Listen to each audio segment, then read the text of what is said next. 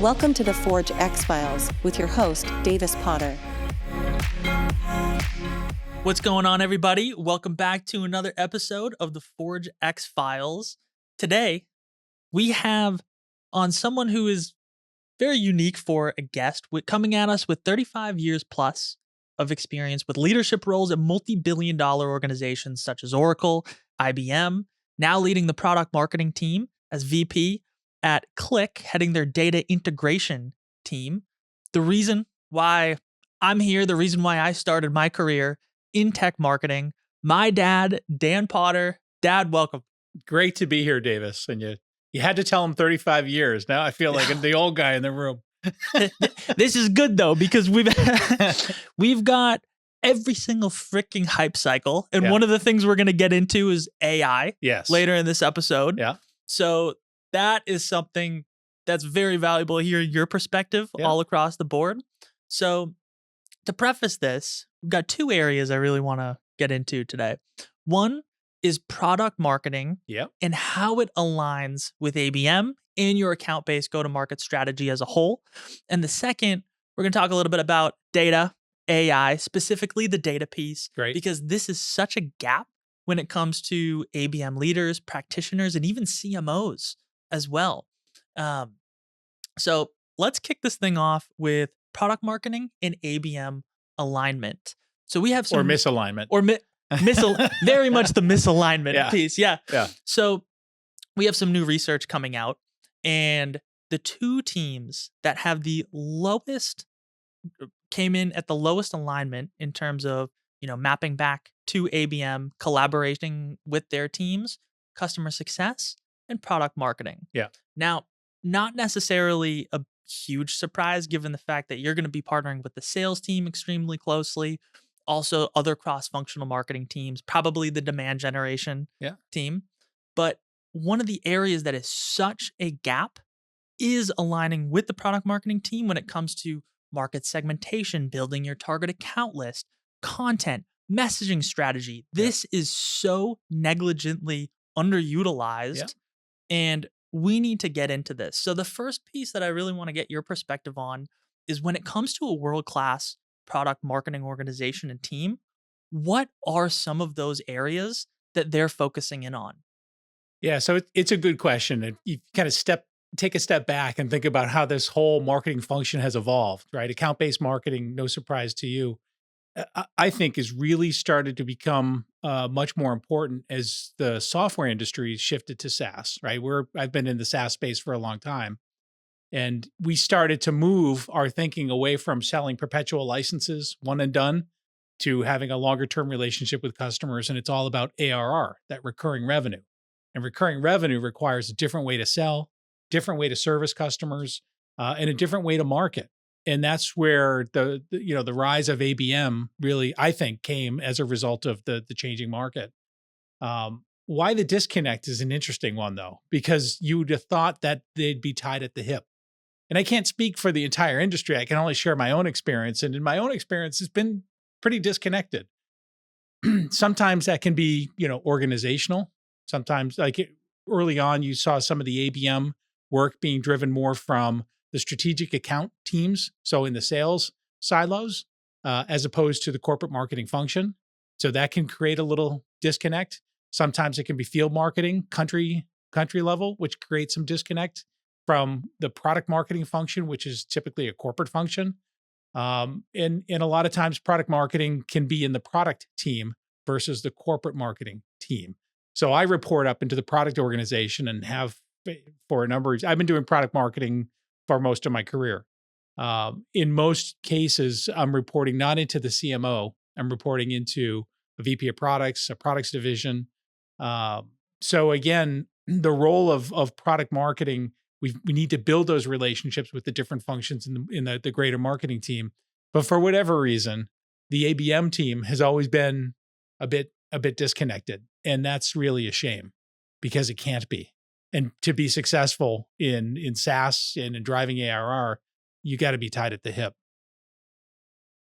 It's crazy to me, especially when you look at ABM. Now, we have multiple different modernized deployment models, but specifically narrowing in on your one-to-one and one-to-few, Yep. one-to-one being a designated campaign for one account, one-to-few being 25 accounts or less in that cluster-based Yep. approach.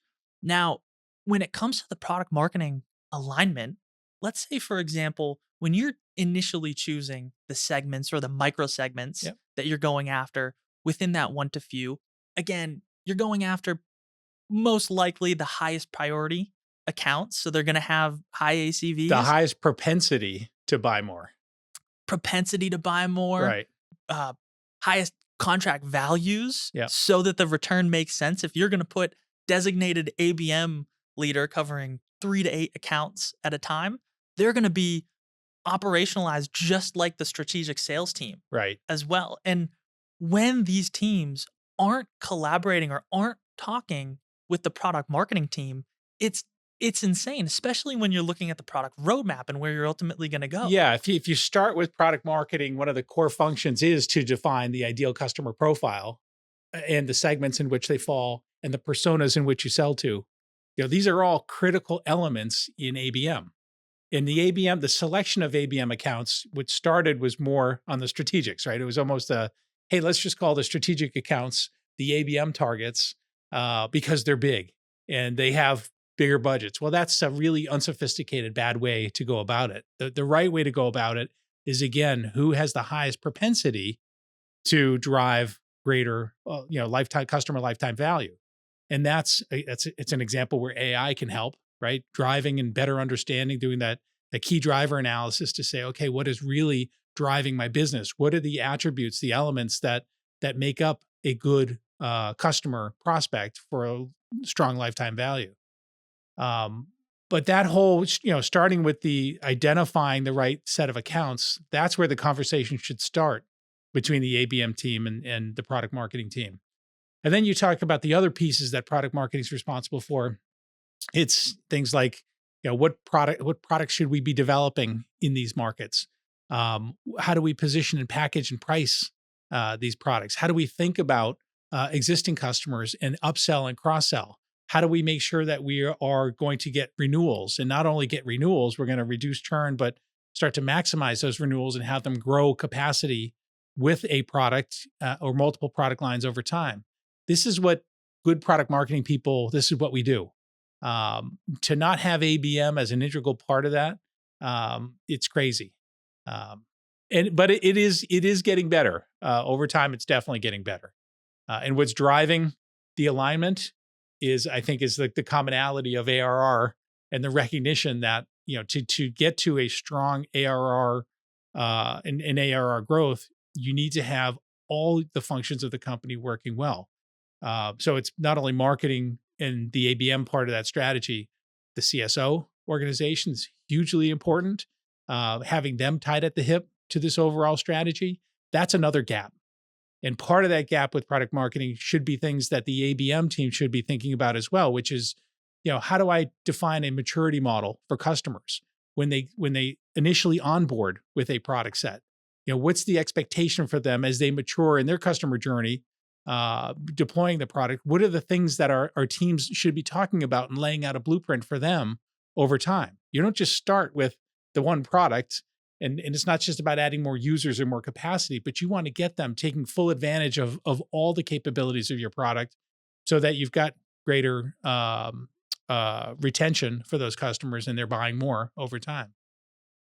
So one of the areas as well, when I'm having conversations and when we're looking at, the market as a whole, and a lot of these organizations, the ABM leaders, they're talking to the product marketing team, but the product marketing team doesn't always have the various, different market segmentation models. Yeah. They don't have this information or this intelligence. Yeah. And so when it comes to your team or your function, could you walk me through, if I'm an ABM leader Yep. and I'm going to have this initial first conversation Yep. with you, what are some of those things that you already have pre-built Yep. that can help me define the segments, the target accounts, and then also help to start shaping what the sales teams are already enabled on? Maybe it's even a product focus Yep. as well, aligning the products to the industries. What are some of those things that Yeah. you have? All right. So that's a good question. The right conversation starter, I think, is just, what do you have? How do you define the ideal customer profile, Mr. Product Marketeer?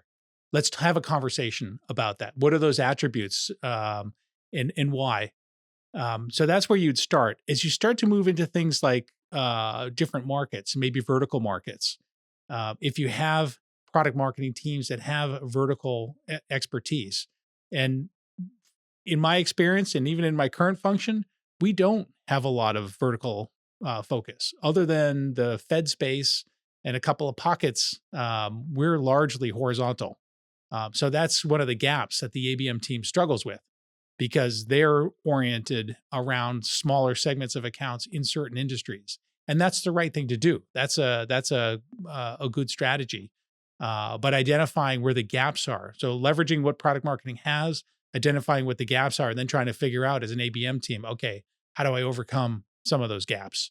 And that should be a conversation. It should, throw it right out on the table and just say, okay, how do we start to address some of these gaps? Because product marketing can also help address some of those gaps from some of the resources that we have. So an example of that would be, Gartner, Forrester data that provides very detailed views on what some of the key buying criteria, some of the challenges are in particular vertical industries and by persona.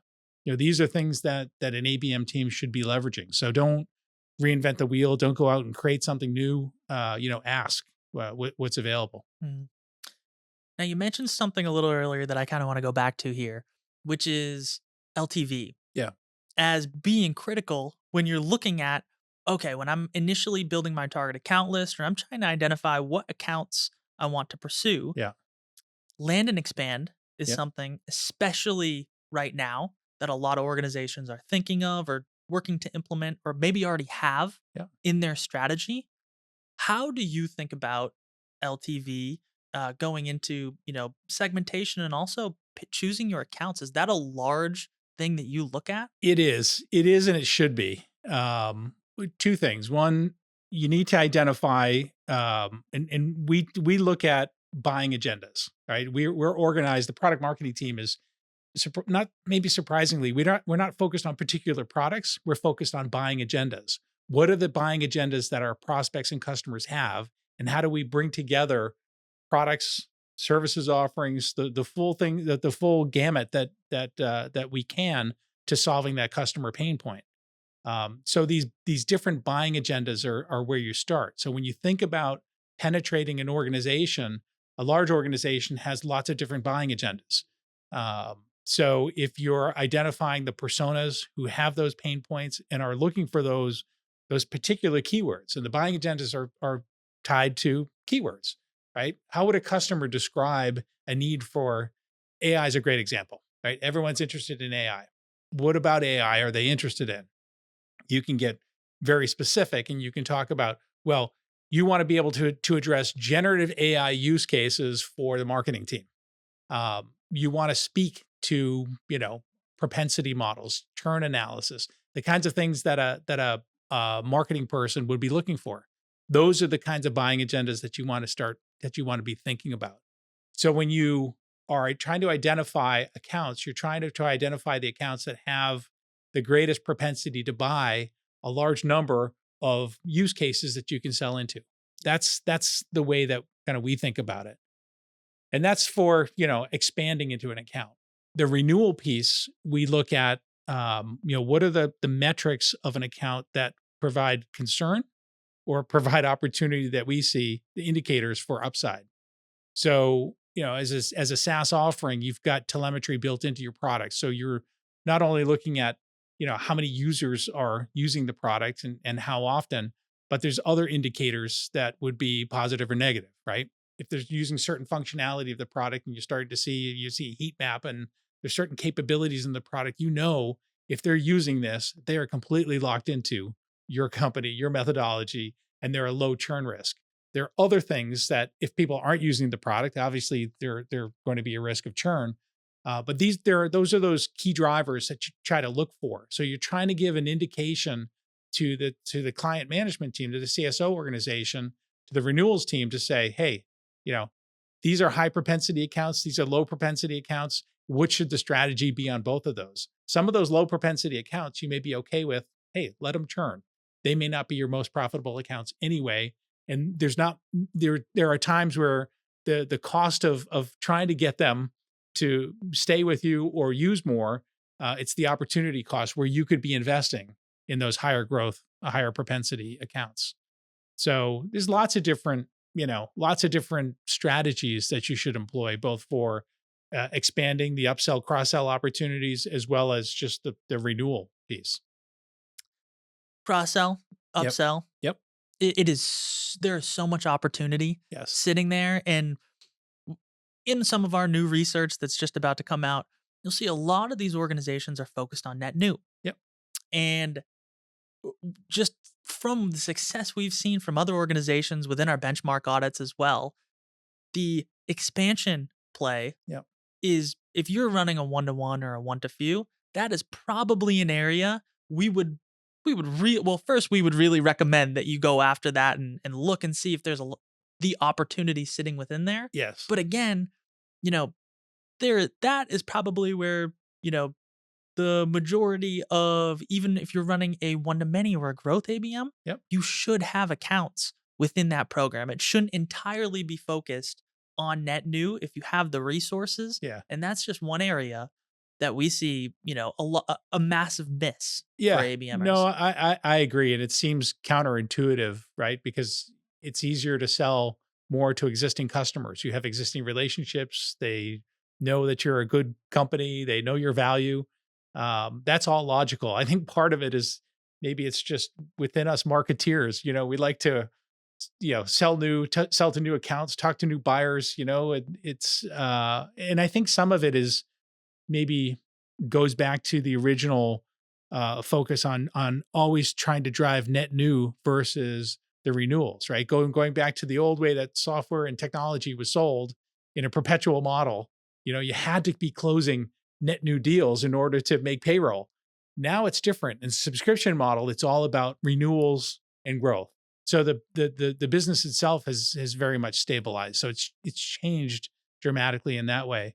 But I don't know. It's you got to really focus on those existing customers first, because that is the most efficient way. And you may find that again, as you get more sophisticated, these are where you're going to find what are the drivers for growth. What are the types of customers that provide the highest propensity for you to grow? Because not all customers are going to be that way. It's not just your biggest customers, meaning the customers who have the most revenue. It's not just your Fortune 500s. You're going to find pockets that maybe you don't expect that are going to provide high growth. It may be the mid market, maybe small business, others. So you don't get all excited about the fact that the majority of your customers are Fortune 500. That may be great, but it may not be the highest growth opportunities for you. It depends on what you're selling. Yeah. Another unlock when you were kind of chatting through that is the historical serious decisions Yes. demand waterfall Yeah. is so based around that with the 100%. MQLs Yeah. trying to get shit ton of net new accounts. Yep. Coming in, MQLing just one individual person Yep. who doesn't reflect a buying group. Yep. One person is not a buying opportunity. And when you look at the demand waterfall, there are a lot of organizations who are still running this. Yep. Either the 2006 version, 2012, even some on the 2017. We're still using it. You're still using it. And it doesn't have a clear pathway for the expansion piece because you're not mapping back the buying groups that either you already know within the account or working to map back the others, reviewing their engagement, partnering with the sales team as an ABM practitioner, product marketing being involved in that, even customer success, and then working to target those specific buying groups. And, it might just be us, but, when I look at things like Salesforce, you converting an MQL into an SQL, into an opportunity. And the opportunity, you lose all of those contacts associated with it. So you may have done a bang up job at the top of the funnel in identifying the buying groups and trying to get them to respond to certain things. And you finally get to that SQL and the opportunity create.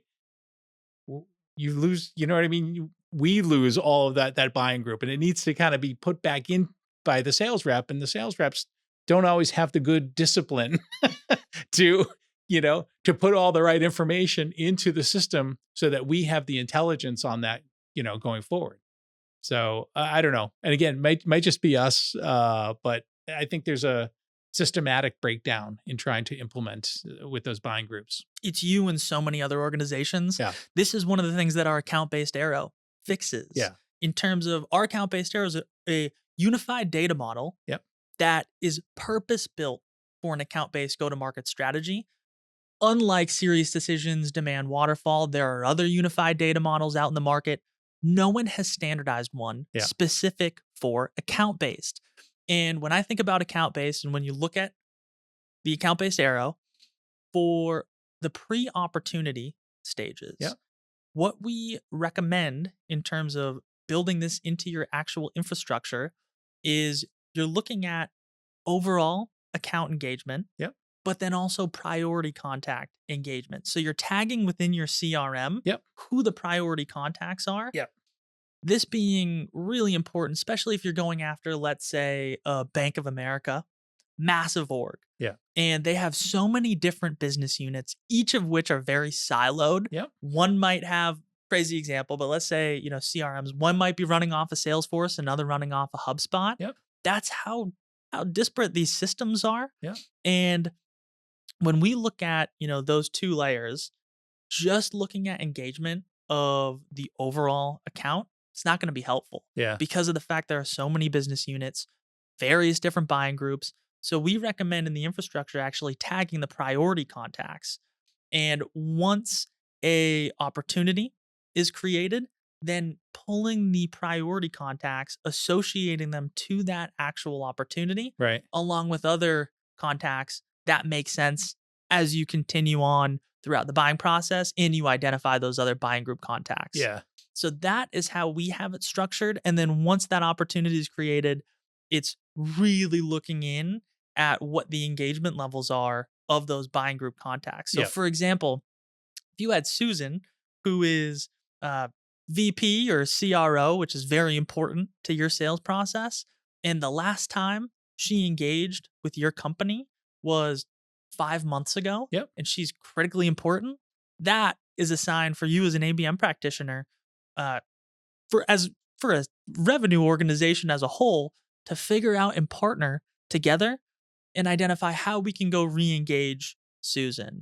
And that is not anywhere close to what the old Serious Decisions Demand Waterfall was purpose built for. Agreed. And you just triggered something in me. On those re-engagement steps, this is again where ABM teams should be partnering with product marketing. What is the right content, right? Helping, using tools like Demandbase or Sixth Sense and trying to understand buying intent through the signals. And then what's the right way to re-engage and respond? What's the right content, product marketing? What do you got that can help me based on those buying agendas, where we think that customer is on their journey, and how do we best try to re-engage? So, what's the best way to partner on content with product marketing? With product marketing, it's funny. I've had some interesting experiences in my past where the ABM team would say, "Oh, we need something completely different," and I would say, "Okay, why? Who are you targeting? Are you selling to a different persona? Then is it a different buying agenda? Are we missing something?" And sometimes I felt like it was almost creating content for content's sake. Well, we have to do something different because we're the ABM team. Like, well, yeah, okay, we can, we can try to accommodate it, but it's important. I don't know. It's important that when the ABM team understands everything that's at their disposal today. So that's just having conversations about mapping, account strategies, the ABM strategy to back to for us, the buying agendas and the personas and the content. That's where I would start. And then if there's other things that need to be generated, obviously the highly customized one-to-one strategy, all that stuff the ABM team should be doing, but it should be leveraging, not reinventing the wheel. Leverage the stuff that you have that that works. If it doesn't work, then you go to product marketing and say, "Hey, this is not working. Help me." It, especially in the ABM shoes, when you're doing that one-to-one, you want to create something completely custom Right. for that account if you have the resources. Right. But it completely makes sense too when you're talking about don't reinvent the wheel if you don't need to. Right. Maybe you could just make some tweaks on existing content. Your Right. sales team is already enabled Right. on all of the different pieces in that arsenal today. Right. Yeah, you can take the foundational messaging and positioning and recraft it in different ways, but don't reinvent that. Mm. Because that's really where product marketing spends its time, owning those value props. Okay, I want to switch gears here to data and AI. Yes. And so the first thing I want to talk through is there are three massive gaps that ABM practitioners are feeling today. Not only ABM, but also when we look at VPs of marketing, CMOs Yeah. who haven't necessarily taken the time to address data. Not only understanding how to interpret it, but the various different aspects around data literacy, data governance, how do the systems integrate? Yeah. And I don't care what level you're at. When you look at the CMOs who are building leading practices, they make the proper investment in bringing in marketing operations or a RevOps team or a GTM ops. They'll reposition the organization. We're seeing this now to RevOps and GTM Yeah. ops, combining both marketing ops and sales ops Yeah. because they understand how important it is to have a unified view of your data, how important it is to connect all of the data sources in, let's say, for example, your outreach or your sales loft into your CRM from your demand-based instance. Maybe you have follows that all of your different pieces in your Yeah. tech stack. You have to create that 360-degree view of your customer. Yes. And those three are negligently uh, underinvested from a educational standpoint. So let's start, where the problem or where the opportunity was created. It's really interesting that, the rise of MarTech for good reason, all of these systems, all the automation, really great stuff, but deployed by an organization that didn't have IT as a background. Most of those decisions are made. They're mostly SaaS applications. They're mostly siloed or had been. And so you've had this rise of MarTech. In fact, the CMO, this was a Gartner stat from a few years ago. The CEO, the CMO was spending more than the IT organization for new technology deployments. It was like, all right, so that's part of the challenge. You're deploying a lot of infrastructure and a lot of data in silos in an organization that may not have the data literacy. So that's the second thing to talk about. Okay, you want to become a world-class organization and be a data-driven marketing organization, you got to start with the basics. And data literacy, you're spot on. That's one of the biggest gaps. There's lots of ways to overcome data literacy, and I'll give you a good one. Our company, Qlik, so the commercial for Qlik, the company I work for, we've been in the data integration and analytics space. We had our 30th anniversary, so we've been doing it for a long time. We started right around the same time as Tableau in terms of providing more of a self-service visualization and analytic tool set. And over the years, we've added really sophisticated ways to integrate all your disparate data systems, bring them all together, support things like data warehouses and data lakes and AI and all kinds of things. So we've been doing it for a long time. And along the way, what we realized is that data literacy is one of the big gaps. Especially if you're providing self-service analytic tools for people. It's easy to build a visualization and a dashboard. You can make some really bad decisions based on beautiful charts if you don't know if you don't know how to interpret the data. And that's where the dataliteracy.org was born. So if you go to dataliteracy.org, you're going to find all kinds of free resources and training to help get people up to speed on how to analyze data. From the very basics to the much more sophisticated, that's a great place to start. So I agree with you. That's where every organization should start. Any knowledge worker should have basic data literacy skills. So that's step one. Step two is, okay, how do you break down the silos to bring together all of the MarTech and other related data that you need to start making better decisions? This is where the data integration world comes in. You've got SaaS applications that all have a variety of different APIs in which you can start to access that data. accessing is one thing, bringing it together, standardizing that, and making it available in a way that can be easily consumed by analytics tools. That's kind of the hard work. And that's a space that I've been in for a long time. That space has evolved. That space has really changed dramatically as people moved more and more data to the cloud. You're starting to see data warehouse tools like Snowflake, which make it really easy to be able to ingest data at any scale, to start to build out data marts that are purpose built for marketing teams and sales teams and others. Structure and building those data models so that you can build the kinds of dashboards and deep analysis that are required. So data integration is part and parcel with trying to become a data literate organization. You need to bring together all the different data that you need, structure it, make sure that it's of the right quality.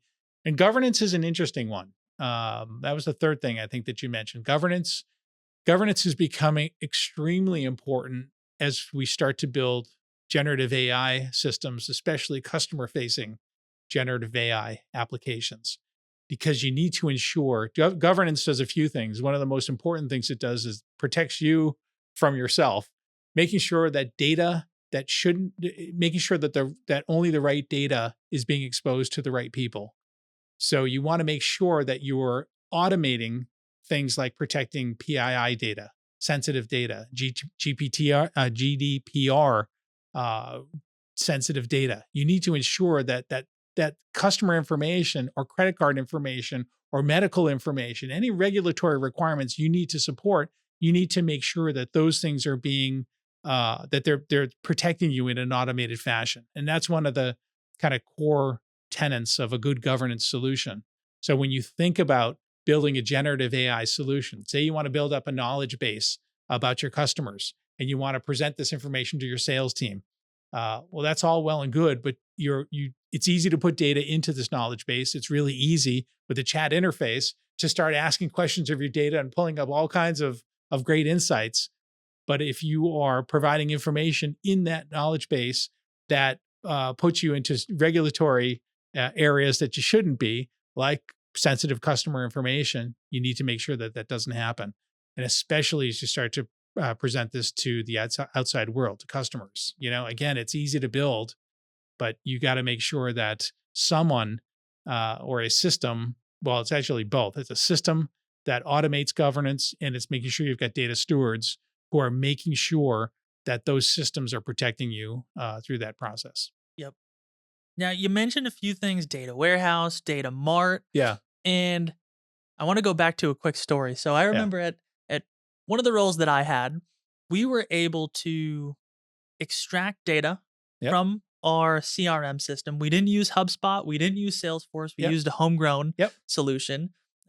This was, billion ARR company. And extract data, meaning the IT guys would just send you a CSV file and say, here you go, have at it. Is that how you do it? So we were actually able to pull it directly from the CRM. Right. Yeah. And there really wasn't a limit to what we could pull, which was, one, crazy on the data governance side, but two, really helpful for learning this piece. Yeah. So essentially what I would do, this was when I first dipped my toes into the data aspect, is I would pull data from the CRM, this is where I learned about the different tables. And a question that I have for you that falls into all of this, but in an Excel sheet, I'd build all of the different tables, I'd extract the data, put it in, and then I would configure using formulas, some of the data to get, let's say, engagement data or aggregate data in that regard. Yeah. I would take this, connect it to Power BI, because I was able to get a license for that and actually create some pretty robust reporting visualizations just doing that alone as an ABM practitioner. So I would be able to refresh these reports, on however long it would take to extract the data from the CRM. So I could just take that, refresh it, plug it in, add it into that Excel file. And then when I would refresh the Power BI, would have all of the different filters. I was basically creating my own reporting infrastructure. Right. Now, one of the areas or a few different pieces that I had to learn about was what a relational database is, what the different tables are. And then also What connecting was that back. because you hit a wall with Excel? Excel was your data mart effectively, right? You were building tables as sheets. It was my data mart, and then Yeah. I also didn't really understand how to properly structure the data Yes. so that it would go cleanly into that visualization tool. Yes. Yeah. So that's it's very typical. That what you went through, what you experienced is the way most people get started in doing this kind of analytics. Um, so the walls that you hit in building out those tables, those sheets, the data organized in the different sheets in an Excel workbook. Um, what a data warehouse does is a data warehouse kind of completely overcomes those limitations, but it's logically the same thing. You're building out a structure, you're building out tables of information in a way that's designed to be queried very, very rapidly and very efficiently.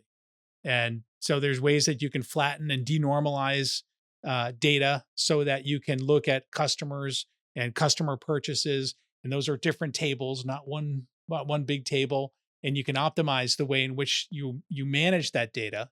And a data warehouse does that really well. So there's a lot of benefits, especially as you know, you had the one example where I'm just pulling data from one source. Now imagine you've got data from hundreds of sources, right? And big organizations, they've had thousands of sources. So being able to take all of that data, to normalize and standardize that data, to cleanse that data, because you probably hit this wall too when you pulled some data in and you had null values and you're trying to visualize, all of a sudden your charts are breaking. Oh, why the hell did my charts break? Well, you got null values, or you got values that are unexpected, and or you've got wrong data, so you need to have a data quality process through that. So there's a lot of things that you want to do to fully operationalize it. And that's really the role of, IT or your warehouse team, if it falls in a business unit. Those are the guys that would help you do that work. But that needs to be done to do analytics at scale. So if you really want to be a world-class marketing organization, you need to invest on the data side. Data warehousing is an integral part of that. The world is changing a little bit more over the last few years, moving more to what's called a data lakehouse. And a data lakehouse, yeah. So I'll give you a quick evolution because I think it's going to be important. So if you think about a data warehouse was designed for structured data, right? It's exactly the use case that you did from one system, maybe another system, maybe another system. And all of that data is neat in rows and columns. Well, what happens is you want to start to do AI and you want to start to bring in unstructured data, maybe documents, right? I want to do competitive analysis and I want to look at the 10Ks and 10Qs of a wide variety of competitors in a segment. Well, those are PDF documents, that those are SEC filings. How do you bring that stuff in and start to parse that up and start to analyze that data? Well, that's where AI can help. So being able to support unstructured and structured data requires it's different from a data warehouse. A data warehouse is for structured. So a data lake was started to handle all this unstructured. Well, the lake house kind of brings those two together. How do I manage all of the different data that I have in my organization? And how do I present structured views, tabular views, like a warehouse? And how do I provide access to my data science teams, my machine learning teams who want access to the raw data so they can start building out their machine learning models or other things? That's what a lake house does. So if you start to hear more and more, and you will, if this is a data lake house, that's what it's designed to do. How do you see AI when you have all this unstructured data? Yeah. Is AI going to be able to structure it? Can it do that now? It can do that. It depends on the unstructured data. Like some of the data, highly unstructured data like audio and video, it's much more difficult, and the use cases are a little bit different. Semi-structured data, like the example I gave of an annual report, think about in an annual report or an SEC filing, you've got text, you've got tabular data. The meat of the stuff is both in the narrative and in those tables. AI needs to be smart enough to take the textual information and the contents of the table and be smart about the contents of the table. Understand what are the row headers and what are the columns and what do those things mean, and to be able to treat that as structured information and the rest as unstructured text. So AI can help with that. with that semi-structured data. So it also helps with unstructured data, but those aren't typical use cases for the marketing function. Yeah. One of the things I'm thinking about is systems integration of Yeah. all the data. Yeah. When you've got robust MarTech stack Yeah. and you have all of these different data sources coming in, for Yep. example, maybe your sales loft doesn't go into your CRM, so you need to feed it Yeah. into either your CDP or your data warehouse, Yeah. put it all together. Yeah. And without a strong data and analytics team, maybe you're just one ABM practitioner and this falls in your job description too. Right. Are there going to be AI agents, AI workflows to be able to help with this? So that's where the world is moving to quickly. So from a data and analytics perspective, agentic approaches are where the vendors like us are investing a lot. And the vision is to be able to, as a business user, to ask a question, and for the agents to be smart enough to go out and find the resources that they need to solve the problem. So if you ask the question, who are my most profitable customers, and what is driving the profits from those customers, it would know, okay, I'm going to find the customer information in this system. I'm going to find the purchase information in this system. What are the systems I need to get? How do I bring that in? How do I structure that information? All of that is being handled in an automated fashion. And then, okay, how do I ask the right queries of that data to be able to yield the results in context? So that's where it's going. There's a lot of work to be done to do that well. But clearly that's nirvana. That's where this world is going in terms of data and analytics. What are your thoughts on blending this, not blending the data, but using your CRM like a Salesforce Yeah. as that sole place where all of your data is going in? You're using maybe the custom object to collect it Yeah. and then creating reports within your CRM. It's not enough. Yeah. Yeah. It's the CRM has really valuable information, but man, if you're just reporting off your CRM, you are completely missing everything else that's going around, all the other signals, that your customers are giving you. Mhm. So I think it's necessary but insufficient. Is the data warehouse the solution for that? The data warehouse and lakehouse are definitely parts of the solution to that for sure. Um, it depends on really what you're trying to do. So from an analytics perspective, warehouse and lakehouse helps a lot. From an AI perspective, if you're trying to build out some of these more sophisticated models, machine learning models, then a lakehouse or a lake is the way to do that. And the types of data that you need to pull in would be maybe a little bit different. So it depends on the use case.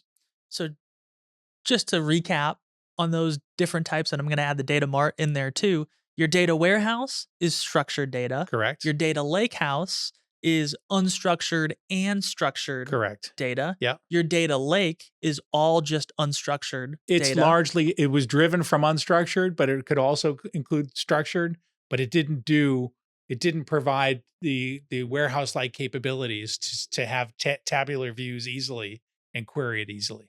And then the data mart is just a copy or a subsection of what's in your data warehouse so you can configure it. Yeah, a data mart is, how do I take all the data that's in the warehouse and how do I build business specific or functional specific representations of the data that I need? So I may have a customer data mart. I may have a products data mart. These are just custom structures to help query information that gets used quite often. So we're doing it in a very consistent way. And kind of going back to your original use case of, you're pulling data from a system and you're doing all this stuff yourself. One of the challenges with that is that, all the calculations that you're building, who knows what they are, how you're transforming the data, when the snapshot was taken, all these issues that you'll learn about later when you're making decisions on this data. And all of a sudden you walk into that conference room and you and three other people have the same data from the same system, but have completely different results. That's the problem. That's one of the problems. You spend all your time arguing about the data, where when this is in a data mart, there's consistency as to when the data was pulled, how it was transformed, and by whom. if you're doing analysis on the data, at what point are you doing the analysis on the data? All of those things are really important. It's an important underpinning to data literacy. So, And even building off of that, you'll be going into these either board meetings or internal meetings. Maybe it's a revenue regroup Yep. or pipeline council. Yep. And you'll have, let's say, one group pulling their data from Salesforce, Yes. the other group pulling it from their Tableau, Yes. and that came from the data mart or the Yes. data warehouse, and the numbers don't line up. Yes. And it's a mess. So there's an evolving approach to solving some of that, right? So just like data marts were designed to solve specific kinds of views, data products, treating data as a product is where the world is moving to, so that there's consistency in definition and data sets. So we may create a data product is our customer data product. So if anybody wants information about customers, they're going to go to the customer data product, and the data product is going to serve in a consistent way multiple use cases. So we don't have this argument, Yeah. what is our most profitable customer? Well, how do you calculate profitability? You and I may do it different. We may have the exact same data set, but calculate it differently. If there's consistency on how we do that, then we're going to spend our time trying to find the insights to the data, not trying to, modify the data ourselves. And we're analyzing the data as opposed to transforming and modifying the data.